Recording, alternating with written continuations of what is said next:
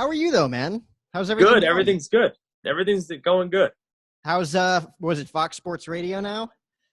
It's Fox News Radio, so Fox it's more News so Radio. on that. Yeah, so I'm doing more podcasting stuff on the backside right now. So I do a lot of their social media work. So it's interesting. That's for sure. Really? It's interesting. And then I'll be wrapping up there. It was like a 6-month internship, basically. So I'll be wrapping up there mid-June because I'll be on the Cape this summer broadcasting in the Cape Cod Baseball League. Gateman, right?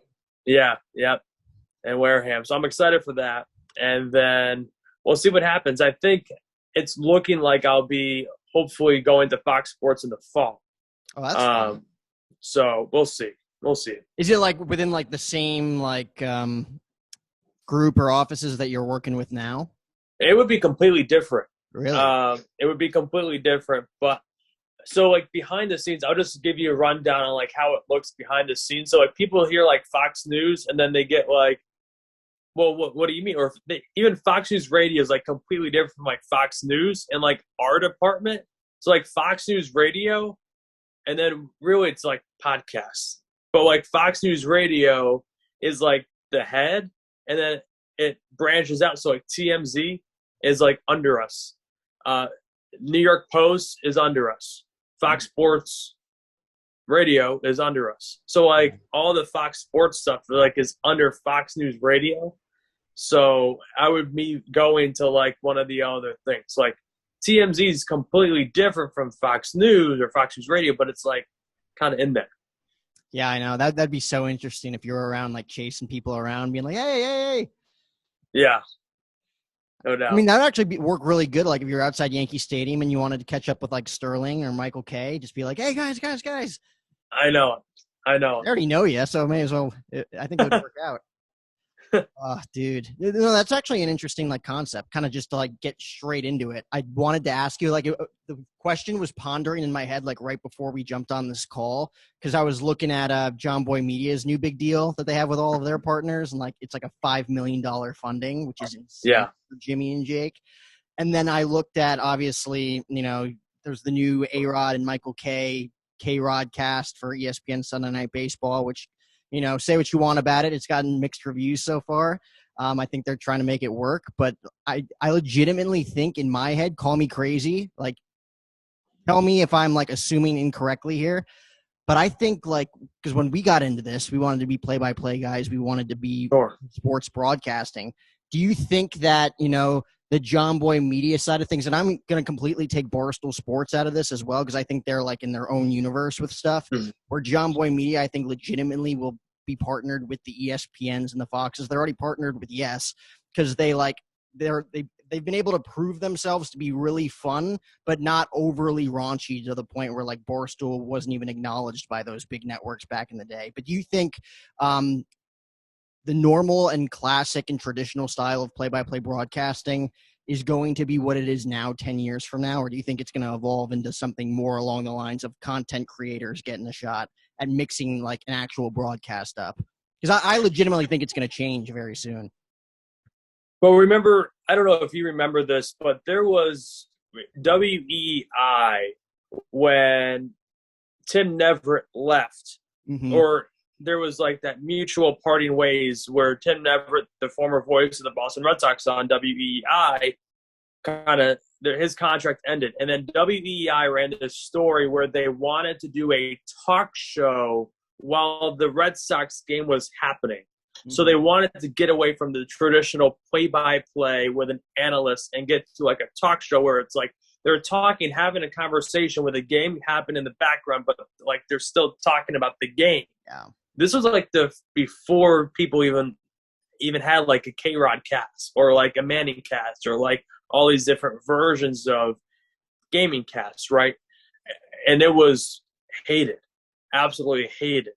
And I think, well, I hope that it never gets to that point where it's always like, no, we have this, but if you want to try this, there's an option. Where it's not just an A-Rod cast. I don't think they'll ever get to that point. I think it'll always be this or that. I think there'll always be two options.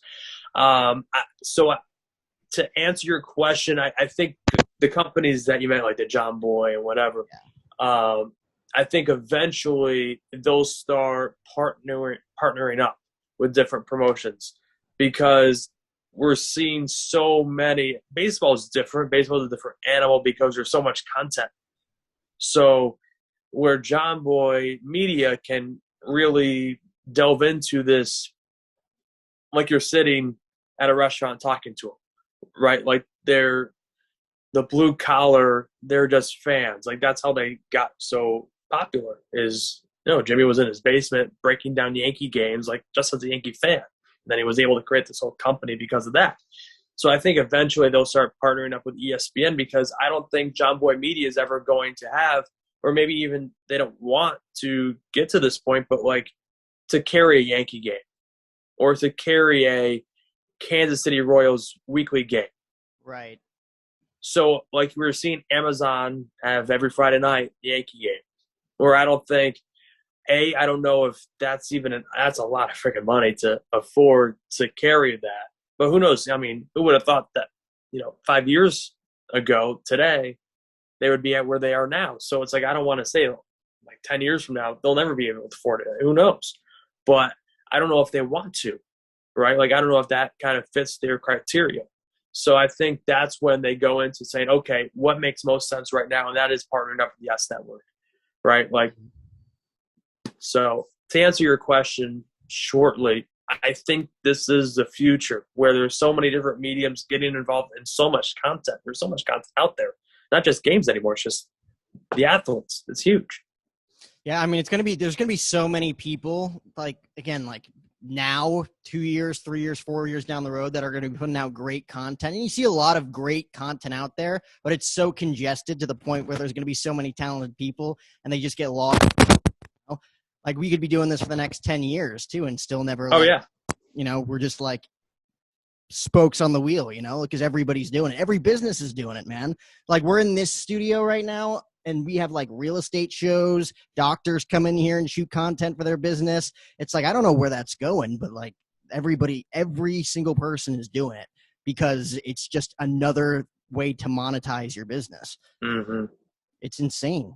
It's insane where everything's going. But I think John Boy Media specifically, and I always differentiate them in Barstool, because like when they first started, like when Jimmy and Jake first started, I'm like, they could easily fit into Portnoy's system. And I'm sure that they were all something, right? But I feel like now that I've seen them grow a little bit more, and you interviewed him back in like 2017. I interviewed him in 2018, like when he was just doing like the Talking Yanks, when he was just like a Yankee. He was like the voice of Yankees podcast, basically.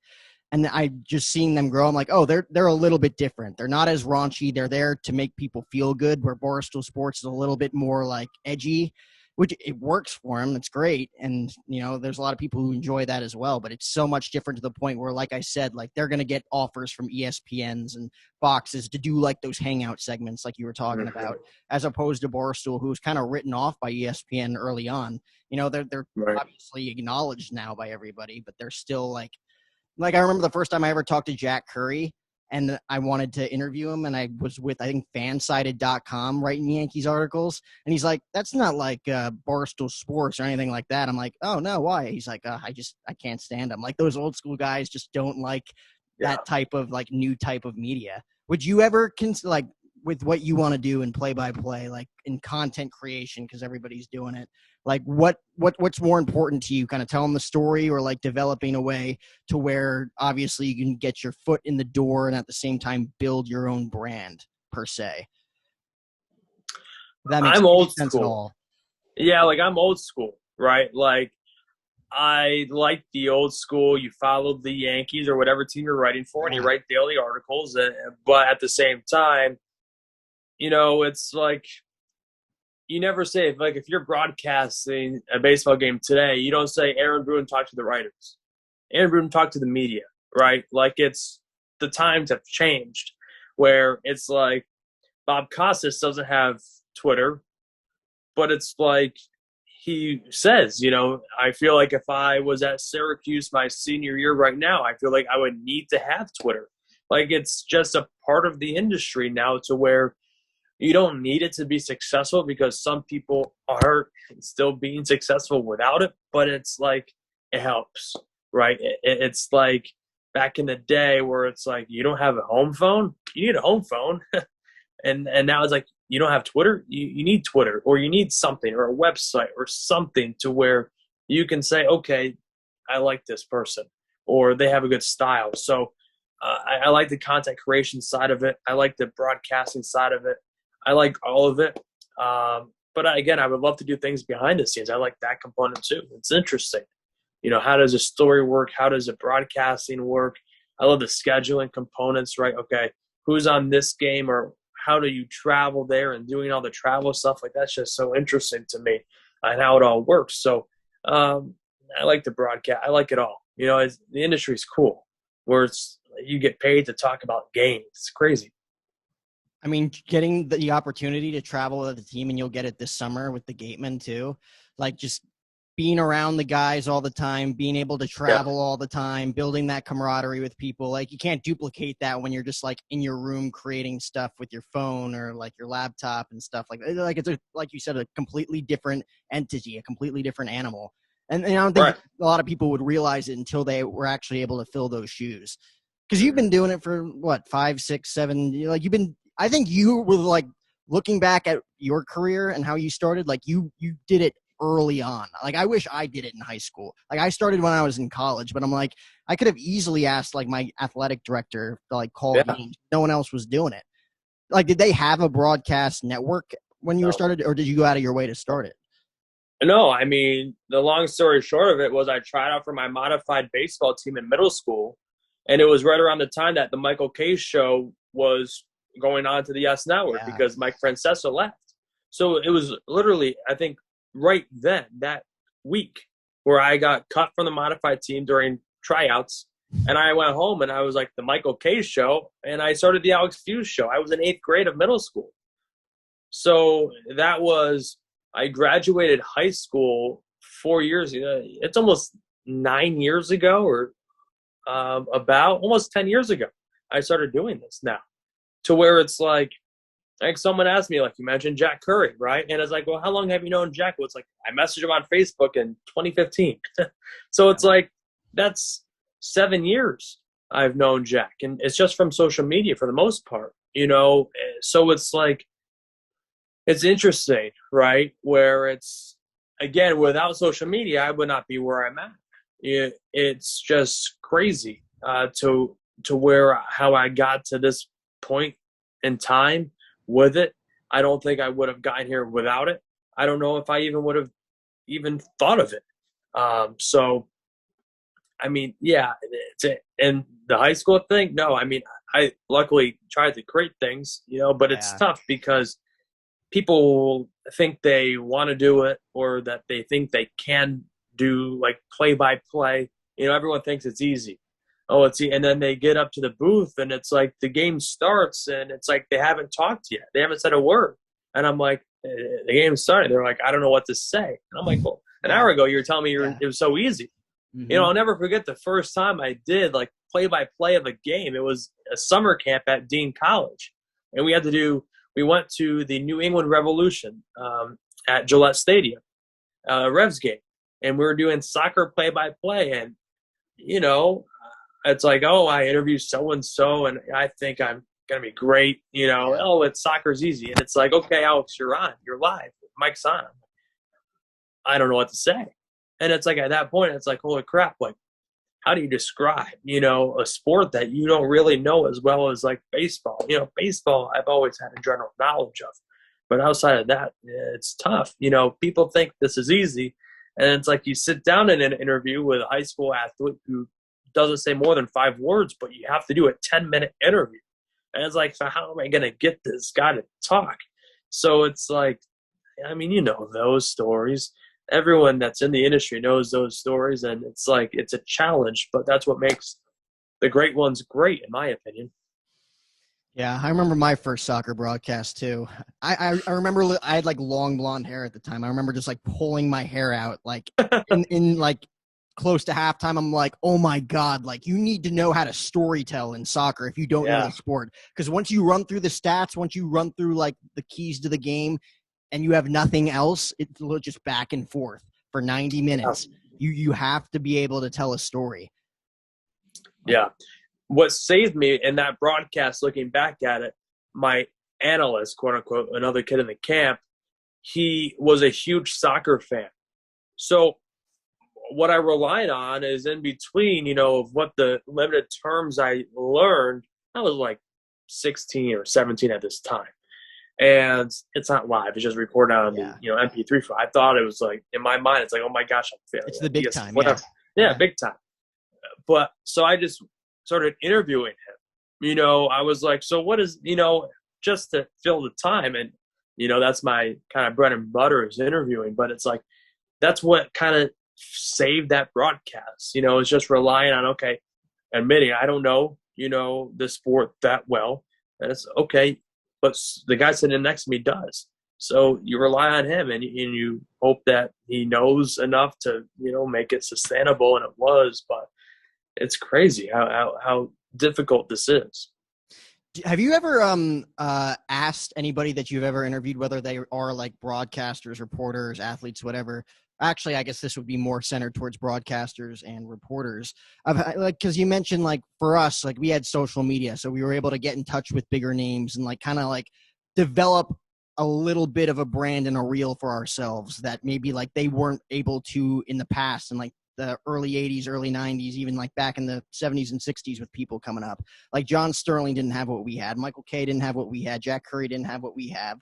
Just rattling off all the Yankee ones. Shout out to the New York Yankees. Best team in baseball right now, Alex. We had a different opportunity. Like if we don't make it in this, then we really didn't try hard enough because we have every single opportunity. Have you ever asked anybody of like how did you navigate your way? Obviously, the big Yankee guys, even Ruocco, they all went to Fordham, and they kind of went up the ladder there. Like there wasn't – like when you had an opportunity, you had to make the most of it or else you were never going to be exposed. Yeah. Well, even, for example, people would write letters back in the day, right? Dave O'Brien wrote Bob Costas. Dave O'Brien, Syracuse alum, same with Bob Costas out of the Newhouse School up there in Syracuse. And Bob, Dave O'Brien told me a story where he remembered writing to Bob Costas. And, Costas wrote right back to him a letter, about he listened to his reel and he gave him advice and things along those lines. So it's like, and by the way, you say John Sterling, John still has a flip phone, which I love. So even now, even today, as a Yankee broadcaster, he still is just, he reads books, he reads a newspaper, he has a flip phone. I'm stunned that he has a phone to begin with. That's true. That's true. So I love this fact too. Like he has an iPhone, but it's still in a box from 5 years ago. So it's like, yeah, you could make the argument, right, where it's like if you don't make it, you didn't try hard enough because of all the things. I've never thought of it like that, honestly, until you said it. But it's a good point. I agree with that. I think, too, where broadcasting is such a knack, though, too. I will always say this. College, like the Bob Costas did not need Syracuse. Ryan Ruocco did not need Fordham. Michael Kay did not need Fordham. For example, John Sterling, I don't think ever went to like a big name college. I don't think I don't know off the top of my head, but he might have went to college. I don't know if he graduated, but I don't even think he studied broadcasting. Yeah. He started out as a radio DJ and worked the overnight shifts and learning how to be a personality on air. And he had a love for sports since he was ever a kid. So it's like, I will always say you don't need college to be a successful sports broadcaster because it's a knack and you can't learn it, in my opinion. You can maybe learn some tips and tricks, but you can learn that by working in the industry and talking to people. And I'm sure you feel the same way. I think every interview you do is you learn something from it. Yeah. And you can understand how people think. I think that's way more important than any school will ever teach. Just from the amount of people you talk to, it's like no college can ever teach that. So I think too, though, it's some people, don't have the knack for it, and they don't want to go the extra mile of learning how to do it the hard way. And that's just part of it. And I think too, it's such a, people always think if I don't have a viral tweet, I'm not good. It's not that. You work, most showcase who you are. And if you have a good following, that's great. If not, it's not the end of the world. So I think too, it's just having the love for it. You have to have a passion for it if you want to be great at it. I think, especially for us, I feel like there's nothing else we want to do. So like we have no choice but to go the extra mile, or else we're just gonna be unsatisfied with ourselves. Oh yeah. Where some people are like content, like, yeah, I got my degree, I'm working my 8 to 5, 9 to 5, whatever it is, and like that's how life is supposed to go in some people's minds. And maybe they just didn't have that light bulb in their head saying, this is what I want to do when I'm young. Like you start in 8th grade, like knowing like, oh, I'm going to start my career now. This is what I want to do. Not like literally 90% of the world doesn't have that, Like I remember the first time where I was like, yeah, I want to be a play-by-play voice when I was a kid. And I'm like, I've been driven ever since. Like I've had like a purpose. I know what I'm going after, where some people just didn't, have that. But like that's what kind of makes us hungry and doing what we want to do. And like you hit the nail on the head in the sense of like some people are gonna have big followings, some people not so much. But like all it really takes is dedication, hard work, perseverance. Everything's meant to happen for a reason. I get your texts every single morning with all the quotes, which are fantastic, like reminding me, I'm like, oh yeah, like there's legitimately, Alex, sometimes where I'm like, I have a question in my head or I'm just like thinking really hard about something and I'll get the ding on my phone at like 5 a.m. and I'm like, that quote actually resonates with what I'm like thinking right now. Like, thank you, Alex. I'm like, I got to give him a call soon. But like, I think that like you hit that right on the head of people like having, social media is like that double-edged sword. Like some people use it greatly, but if they're not getting like the clout that they necessarily want, it could be toxic. So toxic, and it's like people think that you don't have to be a content maniac, right? Like people think like if I'm not doing, what does Gary Vee always says? You need 3 posts a day, in a higher voice, right? And I love Gary Vee. I love Gary Vee. I appreciate his hard work, but it's like sometimes you need a day off, or sometimes you need a day away from the phone, to like, you don't have to be crazy. I think you do need to be consistent at it as well. I mean, you're the best at being consistent. And so I think though, is that you don't have to, there's how many billion of people in the world, and I will always say this, people that live on Twitter. And I'm on Twitter a lot, but there's times where I'm like, what am I doing? Because there's 7.4 or whatever billion people in the world. There's only like 300 million people on Twitter or something like that. Where it's like, Twitter's not the world. I was talking with someone who he hosts a morning show on the radio. And I was like, why don't you tweet more about the show? Like, why don't you put more clips out? And he goes, well, the demographic show, only 5% of our listening audience is on Twitter. I'm like, holy crap. This is a morning drive radio show in one of the larger markets. It's like only 5% of your listening audience every single day is on Twitter. So it's like, it's not just social media. There's still, and people might say, well, it's radio, of course, the younger people are on Twitter. Not necessarily. A lot of young people are on Instagram and TikTok now, of course, TikTok. But still, it's not the end of the world. It's not the end of the world if you don't have a good following or whatever. No. I mean, there's so many people out there that'll preach it too. Like, it doesn't matter if you're getting 14 likes or 14,000 likes. But, like when you're trying to grow, like, because like, again, like you and me want to be play-by-play voices one day, like, and at least that's like one of the goals, right? Beyond right. Whatever happens later on in life. You have different passions, things come along, things that you didn't think were going to happen. Like nobody really thought content creation was going to be as big as it is now a decade ago or even 2 decades ago. Like that was never a part of the plan for a lot of people, especially people in radio. But like there's so many different entities that could happen. Like there's so many different things that could take you, like, again, like to go back to what I was saying before, to kind of bring this full circle. Like it's either, you know, you have people who are not necessarily old school, like you said earlier, but people that want to be a play-by-play voice, travel with the team, be a resource for people that are listening, as opposed to the people that want to build their own personal brand and make it about them and like develop a character for themselves, which is why I brought up John Boy Media earlier, because I think he's the perfect example of someone who just wants to have fun with it, where like some of the Barstool personalities are legit, like their characters, their personalities, right? And it works for them. Like whatever happens.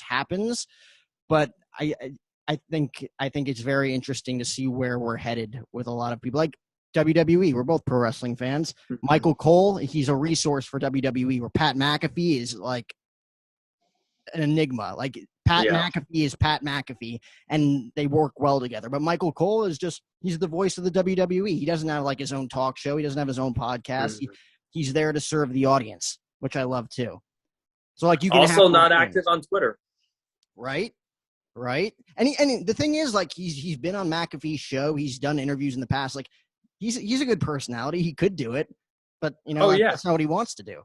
Right. You know, he's content with being the voice of Friday Night SmackDown and being the head of the broadcasting of the other broadcasters as a producer. Or I think he has a higher title now. Every time I turn around, he has a different promotion, you know, behind the scenes. And I mean, he's been the voice ever since the late 90s. I feel like he's been there, or the early 2000s. He's been the voice of the WWE after Jim Ross left full time. So he's incredible, you know, where it's like JR was, you know, the Attitude Era voice, but anything after that, it's been Michael Cole.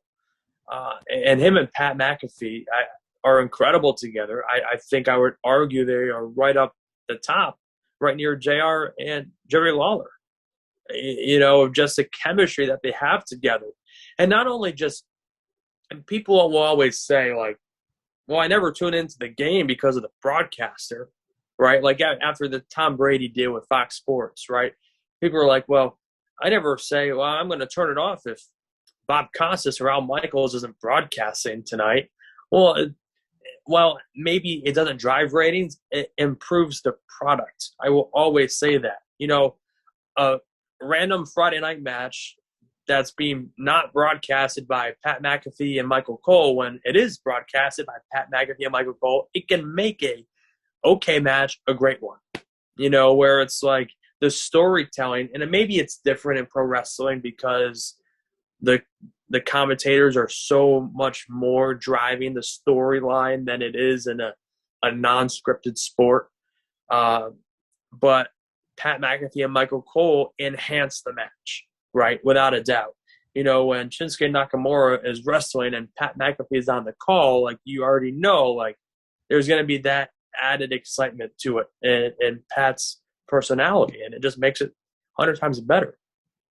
I think the good broadcasters and the great broadcasters go unnoticed because, like, if you're just an amateur turning on the television and trying to watch a match or trying to watch a game and you don't even notice the commentators, that's when you know they're doing their job because they're telling the story correctly. Where, like, the bad broadcasters get noticed because you're like, oh, yeah, this isn't – it's like as smooth as sandpaper, you know? Like, you're not – like, it stands out when – like you said earlier, like if someone's not talking or if someone's really monotone on the air, like watching college broadcasts, sometimes you could tell if someone's been doing it for a while or if someone's like on their first day doing it, getting their first break, you know, like the good broadcasters don't get the recognition they deserve because it's seamless. It, like you said, it enhances the product to a point where like people are just in cruise control watching. Yeah. You never want to be trending on Twitter as a broadcaster, in my opinion. Yeah. I think the only good broadcaster I can think of that was trending out there, a great call, is Tony Romo. You know, like when people started realizing how good Tony Romo was at being an analyst, he was always trending on Twitter. Oh, you see, Tony Romo predicted 10 plays in the NFL, in that NFL game today. Well, it's like everyone's tweeting about it. So it's like, I don't want to, throw anyone out there that did a poor job, but there's been broadcasters that trend after bad performances. So it's like, I don't think you ever want to trend, because in my opinion, again, I'm old school with this, it's not about you as a broadcaster. Yeah. It's like, it's about the game. That's why you don't want to be too over the top, right? Or look at me, right, as a broadcaster. That's not how it works. You think Vince Scully ever talked and told a story, was like, people are going to love me after telling this story? No, he's going to do his job. He's doing it the right way. There's very few things in broadcasting where I think, well, that's right or that's wrong, but doing the job and not making it about yourself is the only right way. Mm-hmm. And if you go the other way, in my opinion, you're not good. Right. Well, let me play devil's advocate for you. So I feel like there's like the fine line of doing the job correctly, and what you just said, like that's what a play-by-play voice should be. You're there to tell the story. Don't make it about you, because at the end of the day, It's not about you. Like, you're a resource for the audience that's listening. You're out there to put out the best broadcast.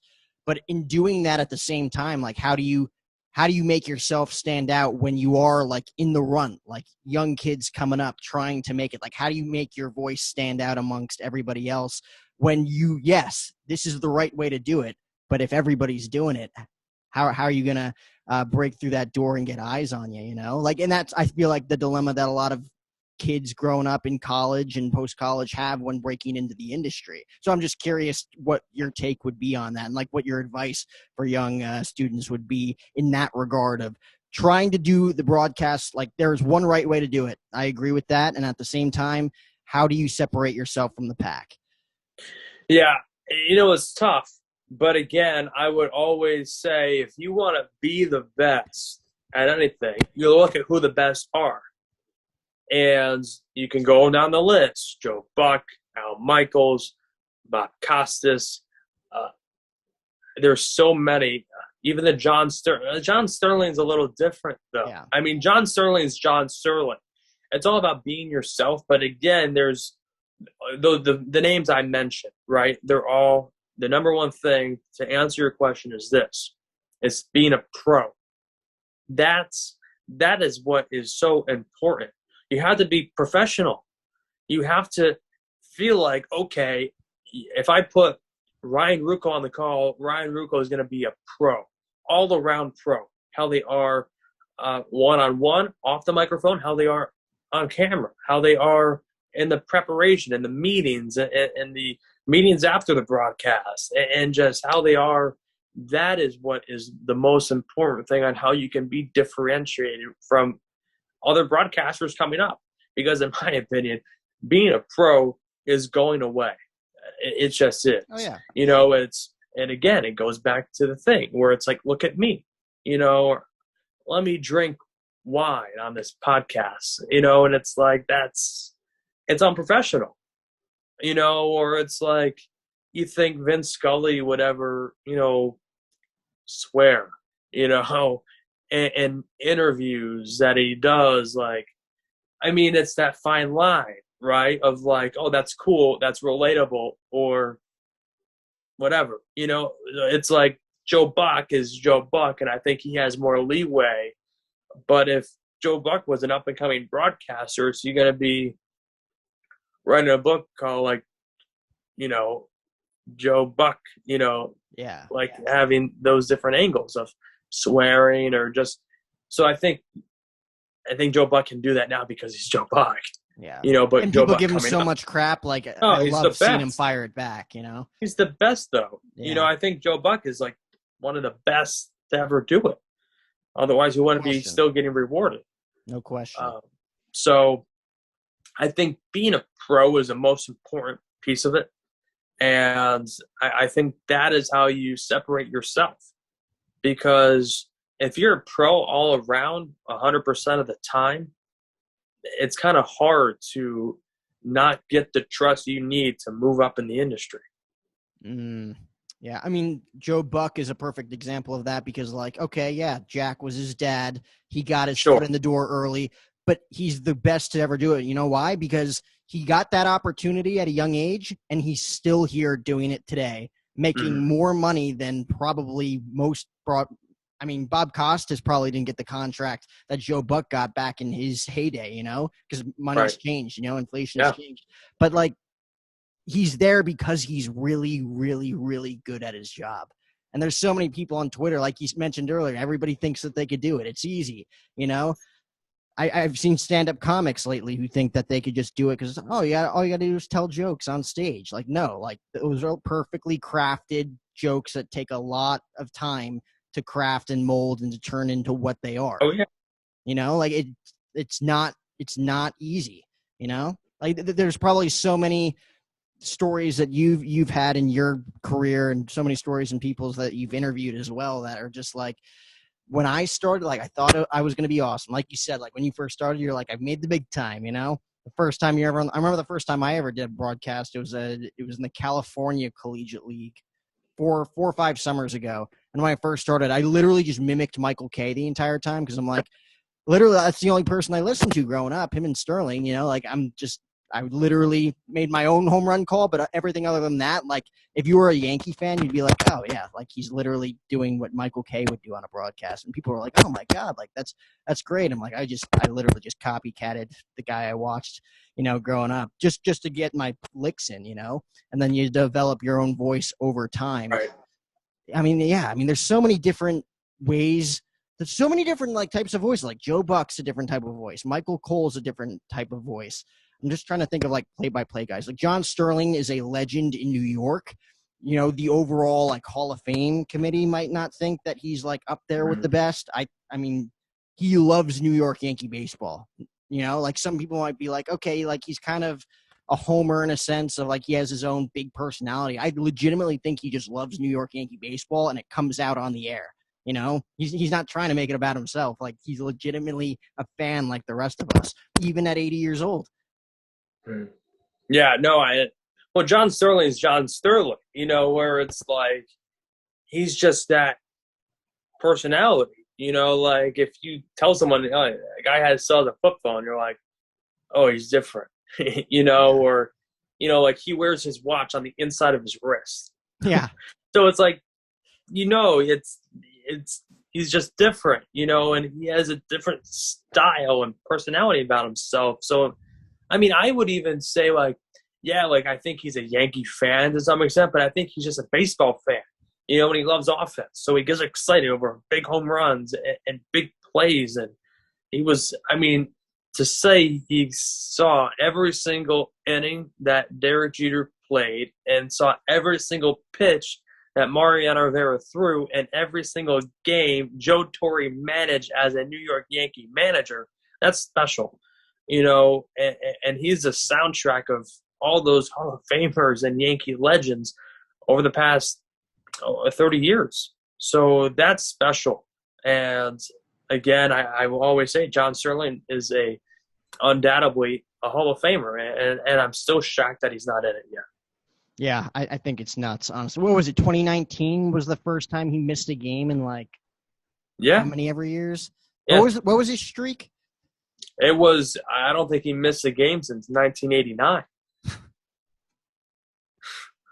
I don't think we could do that today. Even like how passionate we are about this, I think it would be very difficult for us not to take like a day off or two to like spend vacation with the family or like do something along those lines. You know, tragedies happen. Like there's so many different outside factors that would be like, I need to take some time off. I need to take the next week off. Like he literally was New York Yankee baseball for 20. No, that's a 30-year run without missing a game, without missing a broadcast. That's unbelievable. I don't think that's ever going to happen again.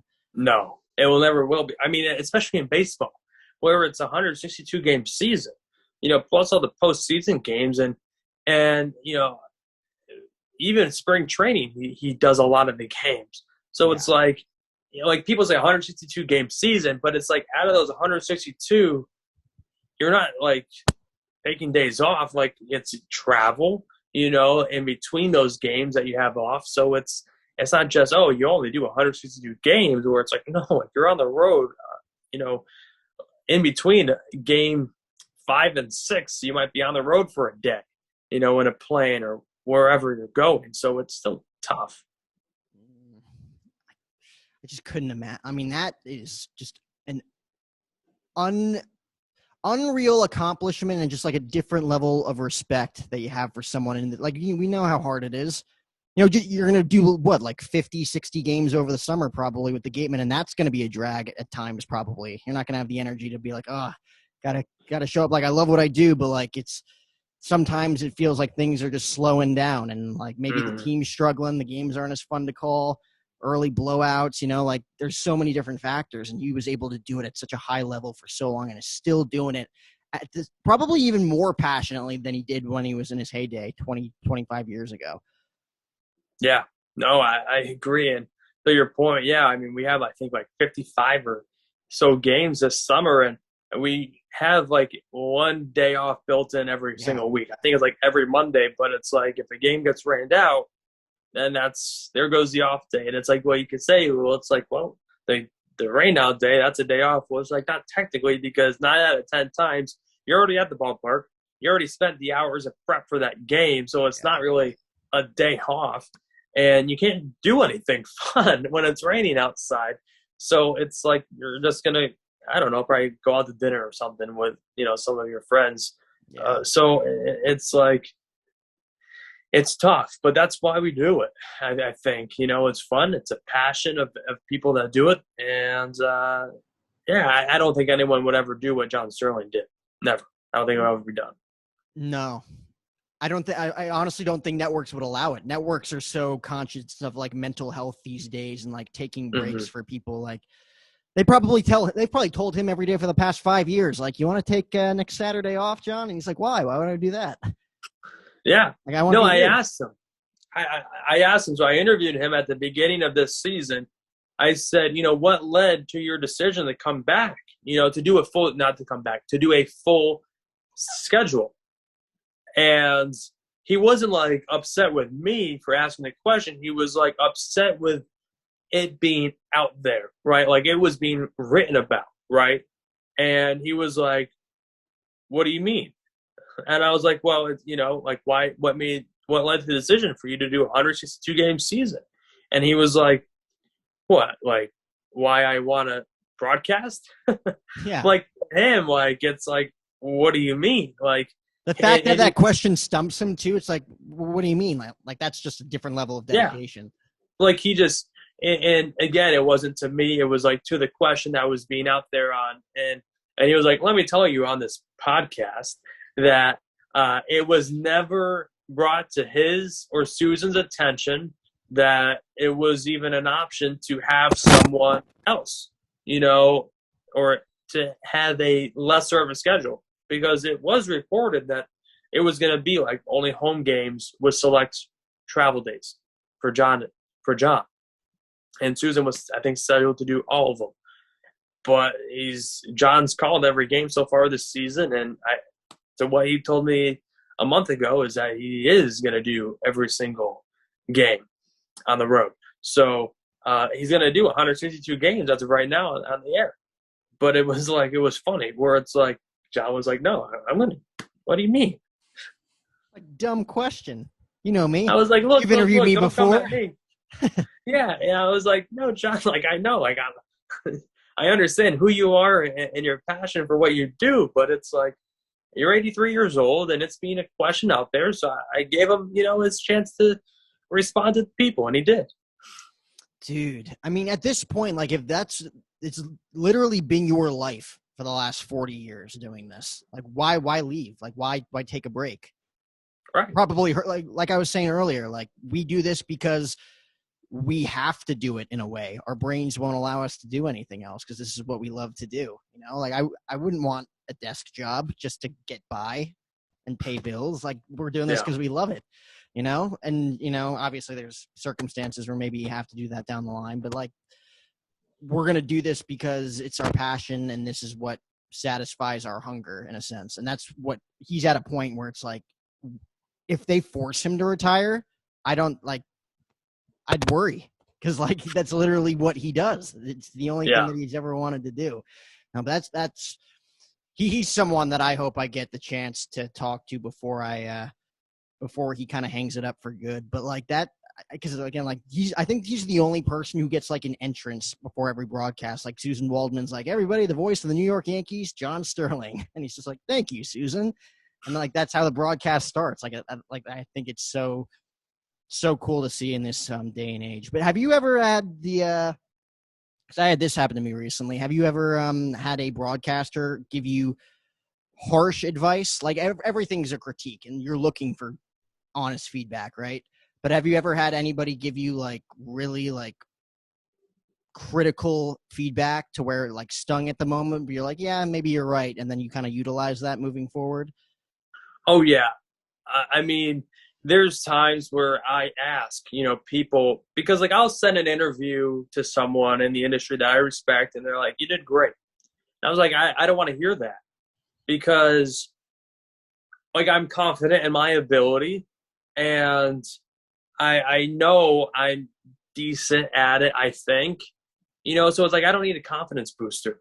Like I know that I can probably do it because no one has told me. They're like, oh, you should go into accounting or you should go into marketing, right? I think I have some form to be in it where it's like I always look for, no, give me the most critical piece that you can say because maybe I'm doing something I don't realize I'm doing. Mm-hmm. And I think I will always say this, I don't remember off the top of my head what someone said. Probably, I mean, anything critical, overly critical, or that's things like I try to forget about or fix right away and then kind of just forget about it. But I was in college my freshman year and my professor, John Rook, the voice of the Patriots. Yeah.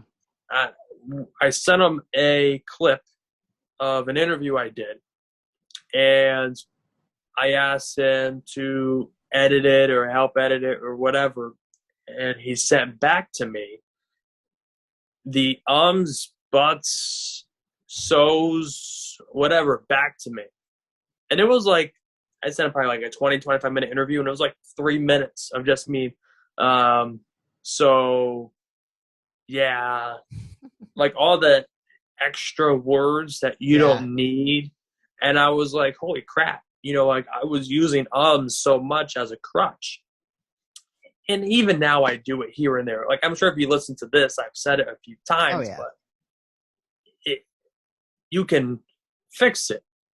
It's okay to sound a little slow at times, because it's conversation. But listening back to that, it's always been in the forefront of like, wow, I didn't realize how many times you say or so or yeah, but like in an interview. And it's like that's 3 minutes worth of time.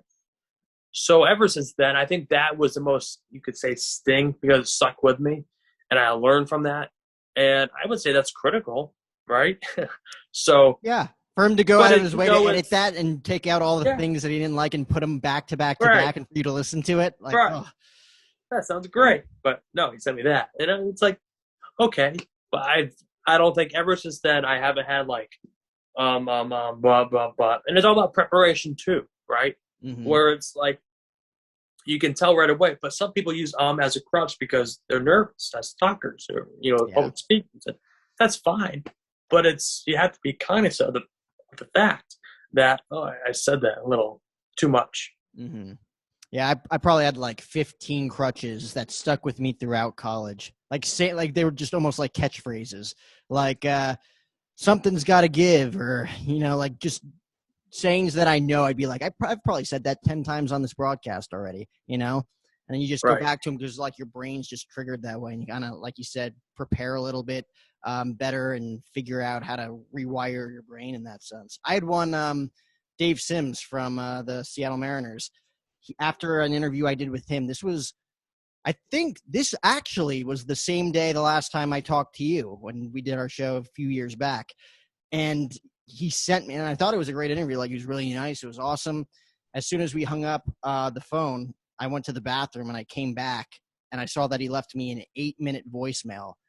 And it was just 8 minutes straight of him just critiquing everything that he hated about my interview style. And I was like, oh my God. Like initially I'm like, what an ass. Or like, you know, like I initially was like, oh my God, this is terrible. But then like actually like listening to it through after like the initial shock factor, I was like, okay, I think he's right about all of this. I mean, he's Dave Sims. He's the voice of the Mariners. He's been in the business Right. for 40 years. He probably knows what he's talking about. And he was right. And I was able to use that and to my advantage and critique myself. And I think that's when I truly started looking back at all of my stuff and thinking like, oh, I could eliminate this. I could add to this a little bit more to make it better. And you don't really realize it until like you get that stinging feeling of someone being like, you know, like you're decent. Like I'd see a future in this for you, but here's what you really suck at. And that's hard for some people to hear. Yeah. When he said that about advice after an interview, it clicked. I'm going to name drop. So I interviewed Ken Rosenthal on September 17th, 2018. And I texted him after. I go, thank you again. Greatly appreciate it. And he says, sure, Alex, one small tip. After your subject gives his answer, just move on to the next question or give him a quick comment rather than say, or something like that. He goes, I bet you don't even know you were doing it. But if you listen to any of the big-time radio guys, they don't do that. All the best. Great job. Just fix that. You know, and I joked with him after. I go, the next time I interview, I go, no, You know, because I listen back to it, and it's like I'm thinking, yeah, You know, I do that. You know, not anymore. But it's like I'm mentally agreeing with him. But, like, I don't have to verbalize I'm agreeing with him. Like, you don't want to step on that. Like, if you're interviewing Al Michaels, and Al Michaels is talking, then you hear in the background when he's talking, it's like, you don't want to hear that. You know, I always like to mute my microphone when a guest is responding, because it's like any rustling of papers, or if you get a text or whatever. You know, I was listening to a radio show this morning, and they're interviewing someone, and you hear just heavy breathing on the other side. And it's like, you hold the cough button down. I don't know. And it's like, it's the little things that just, you're like crinkling of papers, or you put in like a Altoid or a piece of gum in your mouth when the other person's talking. It's like, you don't want to hear that. You want to hear the person. It's distracting. So that, I think, to your point of something after the fact, and I was 18 at that time. So it's like, at that time I was like, ooh, you know, but now it's like, wow, because most people now, you know, it's tough, you know, to get someone to give real advice, I think, because some people view being someone's mentor is them now worrying for their job. Like Michael Kay said it on the show the other day, where he's like, I don't want to mentor people, because you're going to mentor people to take your job away from them. And it's like, you don't see Tom Brady mentoring like quarterbacks too much, right? Like there's that boundary where it's like, if you mentor someone in sports a little too good, and now they're taking your position, now you're out of a job. So there's just like, it's being nice. You always want to, and it's not paying it. You always pay it forward. But it's some people. I'm not saying me, but some people are like that. So it's interesting. It's an interesting thought. Yeah, dude. I mean, 2 points there. Like I'm constantly saying like, yeah, totally. Like while my guests are responding. So I'm going to take you up on hitting the mute button moving forward during interviews. That's actually a great tip. But yeah, that's really interesting, because like, I mean, I don't think Michael Kay or Tom Brady have anything to worry about. Honestly, I think like a Tom Brady would be the type to mentor someone, because it would not only make someone better, but it would make him better mentally. I'll be like, all right, like this kid's going to make it someday. I hope I can compete against him one day. I feel like he's like that type of cat. But I don't think Michael Kay would have anything to worry about. But like you said, paying it forward, I think this industry is the perfect example of that. I mean, how many people have we reached out to and they just blissfully were like, yeah, absolutely. Like, let's do an interview. Like, are we worthy of interviewing a Ken Rosenthal or a John Sterling or a Magic Johnson or like any of these people that we've gotten the chance to like interact with? Right. Like, probably not, but like it's making us better, right? At least that's Right. the hope. That's what they would hope, Right. Like you want to play one-on-one with the greatest of all time, right? Like if you're a basketball player and you had the shot to play one-on-one with Michael Jordan, like that's going to make you a better basketball player. It's the Mm-hmm. same thing where it's like if you're interviewing the best interviewer in the world, you're going to ask good questions, or he's going to push you to ask better questions by not giving you an answer.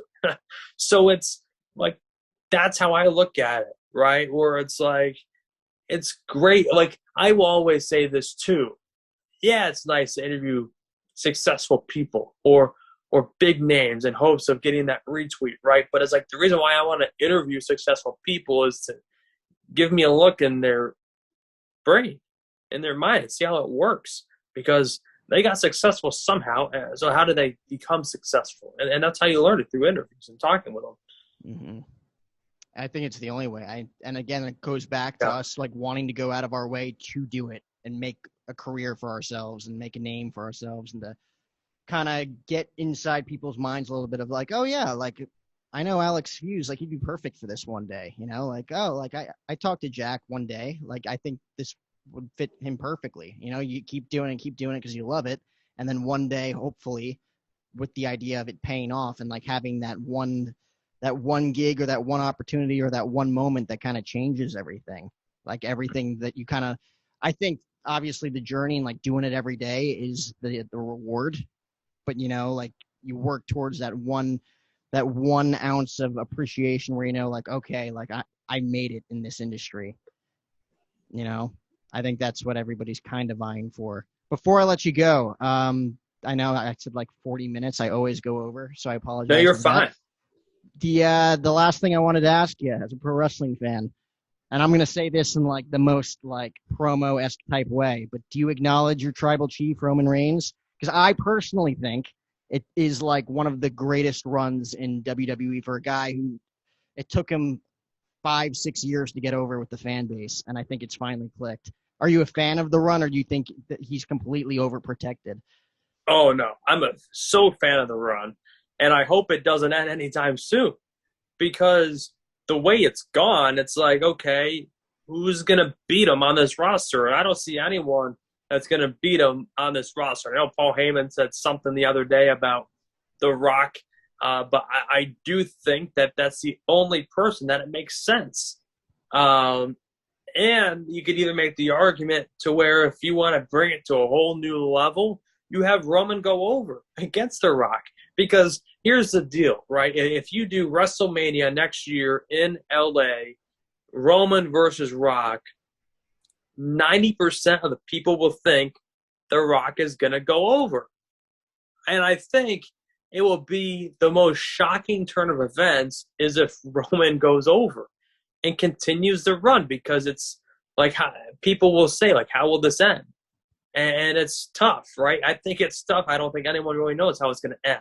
It might just be like a random Finn Balor goes over in one of these times, right? Where it's like Finn Balor beats Roman Reigns after he destroys Lesnar, Rock, and, Cena, Right. whoever. But it's like, it's going to have to be something. I thought potentially when they did Seth Rollins coming down as the Shield, I thought, okay, this seems odd. I thought potentially Brock could have went over at Mania this year, but it's like when they unified the titles and Roman went over, it's like, okay, I don't see this coming to an end anytime soon. So now I'm going to buy into it. Where it's like, now I don't want anyone to beat him at some random pay-per-view in the middle of the year when, the hype isn't there, as if, SummerSlam, Survivor Series, Mania, Rumble.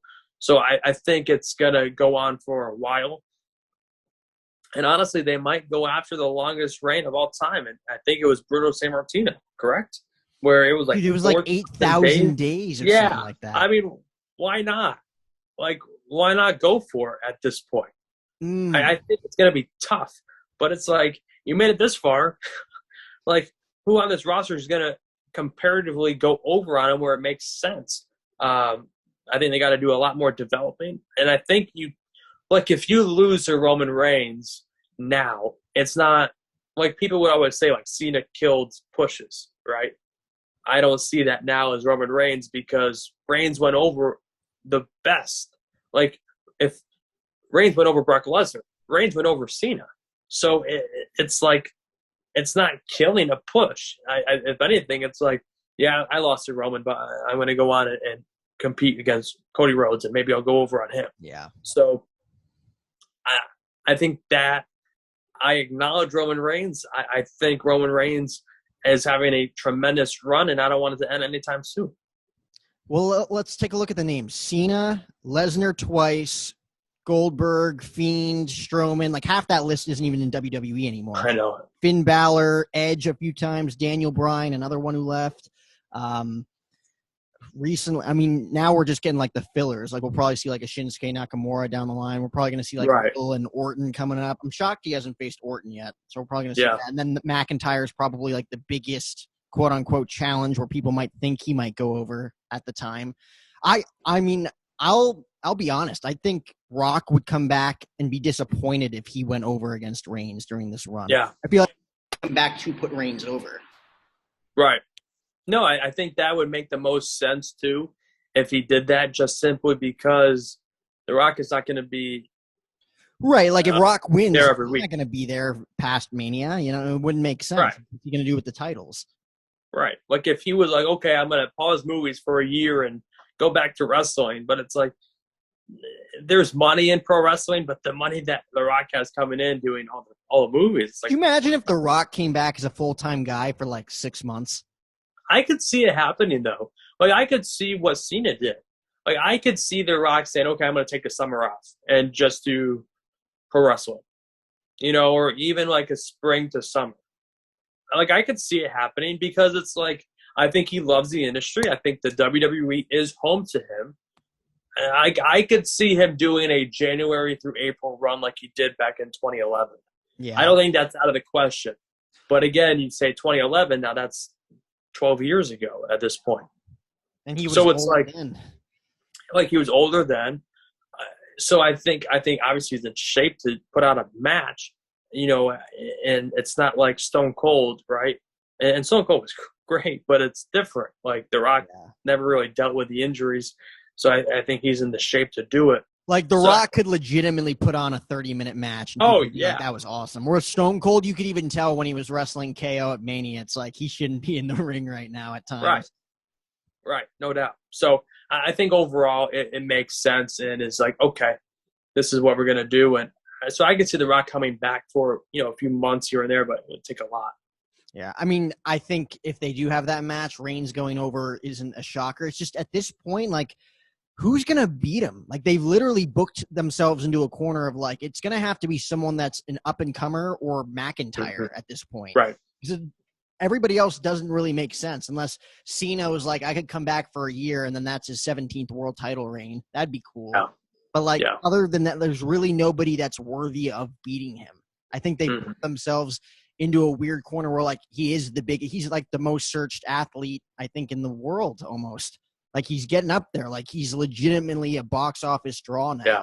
To the point where they might book him like Brock Lesnar. Like, he only wrestles at the big pay-per-views moving forward. I think he, like, signed a new contract to where he's not going to be wrestling any house shows anymore. He's only going to be wrestling on pay-per-view, or, like, the Usos are probably going to take most of the heavy lifting on SmackDown now. Like, they've booked themselves into a weird position where, like, I don't even think Vince knows who's going to beat him.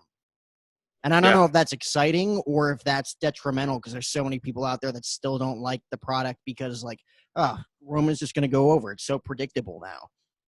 But it's literally been a 2-year run. Like, what are you going to do? It has to be someone that's worth it. Like, when the Undertaker streak came to an end, even Taker admits, he's like, I wish I waited for Reigns at WrestleMania 33 as opposed to Lesnar at 30.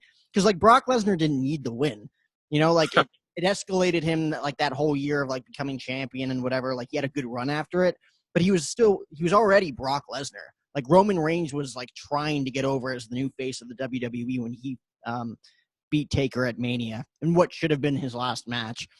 You know, that would have made more sense to do. Where, like, right now we don't have a legitimate contender to take the titles off of Reigns. And you have 2 titles on him that are, like, unified, but they're not unified. You know, like, because now like the guy's gonna have to be on Raw and SmackDown every single week unless they have plans of like stripping him of one title. Because like I don't see them having like, oh, Cody Rhodes could beat him for the WWE title one day, but he keeps the Universal title. Like that would still hurt him because the guy hasn't been pinned in 2 years.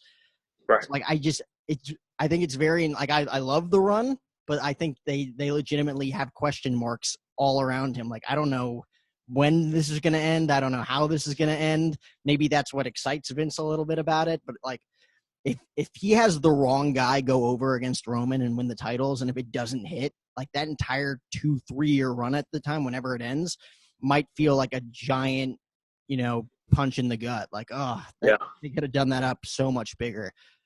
Mm-hmm. It's going to be interesting to see.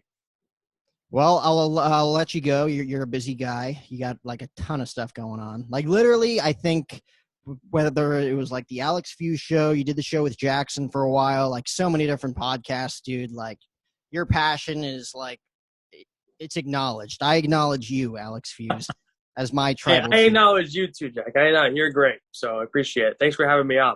I appreciate it, man. I'm definitely going to reach out a lot more moving forward. Again, like I get the texts every morning. I'm like, I mean to reach out to Alex, but I got to be way more intentional about it moving forward. Oh, please do. You're always a joy to talk to, so I appreciate it. I'm definitely going to tune into some of the broadcasts in the Cape Cod this summer. Yeah, just don't give me too critical of advice. I'm just gonna tape all of the ums and the whats, and I'm just gonna send them your way.